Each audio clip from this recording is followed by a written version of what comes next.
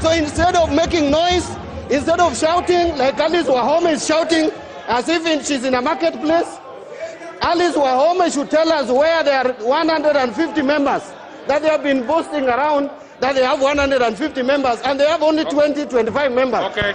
If you don't have numbers, don't waste our time. Don't waste our time. We have come here to debate. Thank you, Mr. Speaker. I support.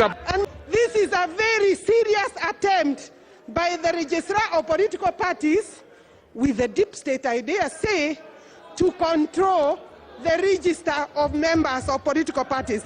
And that will not be allowed, Mr. Speaker. Mr. Speaker, it is a shame. This is a bill that is going to make our politics better, Mr. Speaker. And if you have numbers, Mr. Speaker, don't be worried. Don't shout outside there. We have numbers. Bring your numbers here now. They are required in the House, Mr. Speaker. Okay. Mr. Speaker, we are going to win this one hands down, Mr. Speaker. Not shouting this out, Mr. Speaker. Thank you very much, Mr. Speaker. Honorable. Mr. Speaker, if we went, Mr. Speaker, allow me. No. Allow me to make my point. I'm not going to allow you. Mr. Speaker, there is no consideration of memos that came in yesterday, and we cannot say that we have done conclusive public participation. Honorable KJ, I'm going to ask that if you become unruly, I will take some steps which I do not want to.